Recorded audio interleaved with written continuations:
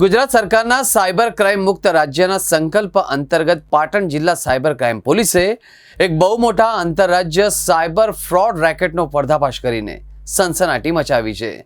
Police દ્વારા હાથ ધરવામાં આવેલા ઓપરેશન મ્યુલ હન્ટ 20 હેઠળ પાટણ ચાણસ્મા અને હારીજ વિસ્તારોમાં એક સાથે દરોડા પાડીને કુલ મળીને 398.43 કરોડના ગેરકાયદેસર આર્થિક વ્યવહારો શોધી કાઢવામાં આવ્યા હતા।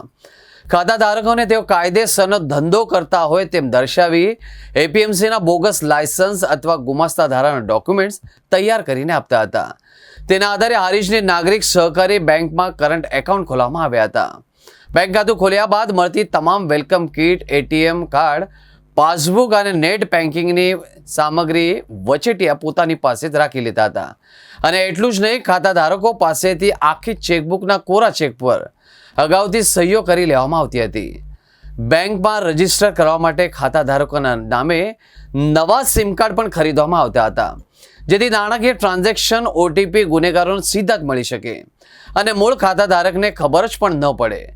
પાટણમાં 398 કરોડનું મોટું સાયબર કૌભાંડ। હારીજ નાગરિક બેંકમાં 13 ખાતા ખોલાવી કરોડોના વ્યવહારો કરવામાં આવ્યા છે। દેશભરમાંથી 228 ફરિયાદો, ખાતા ભાડે આપનાર સહિત 20 સામે ગુનો નોંધી 14ની અટકાયત કરવામાં આવી છે।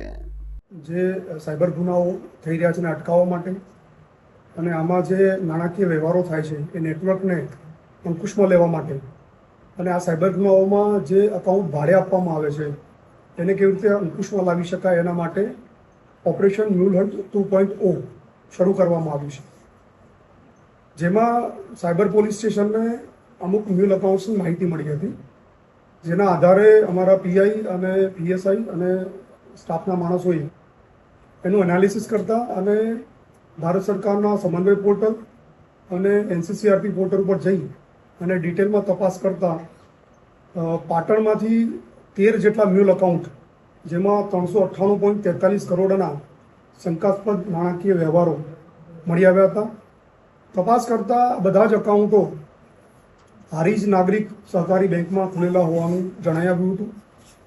પોલીસે આ વિષયમાં વધુ તપાસ કરતા ટોટલ 398.43 કરોડના નાણાકીય વ્યવહારો મળી આવ્યા, જે ગેરકાયદેસર હતા અને સાથે સાથે 228 જેટલી એનસીસીઆરપીની ફરિયાદો પણ આ નાણાકીય વ્યવહારો બાબતે થયેલી હતી। પ્રાથમિક પૂછપરછ કરતા જે ખાતાધારકો હોય છે તેમણે એવું જણાવ્યું કે હારીજના દિનેશભાઈ ઠક્કર, જેમણે આ ખાતા એમની પાસે ખોલાવ્યા અને ખાતા ખોલાવ્યા બાદ જે બેન્કિંગ કીટ મળી, એટીએમ કાર્ડ મળ્યું કે અન્ય જે કંઈ એની સાથેના ચેકબુક મળ્યા છે એ બધી જ એમણે પોતાની પાસે રાખી લીધેલી અને આમની પાસેથી એમાં ચેકબુકમાં સહીઓ પણ કરાવી લીધી હતી અને આ ખાતાધારકોને મહિને 20 થી 25 હજાર જેટલા રૂપિયા એમને આના પેટે મળતા હતા। આ નાણાકીય વ્યવહારો જે થયા છે એ જુલાઈ 2025માં આ અકાઉન્ટમાં થયેલા હોવાનું જણાઈ આવ્યું છે અને હાલ પોલીસ એમાં ડિટેલ નાણાકીય વ્યવહારો મેળવી અને પૈસા ક્યાંથી આવ્યા છે અને ક્યાં ગયા છે એની ડિટેલ તપાસ હવે કરી રહી છે।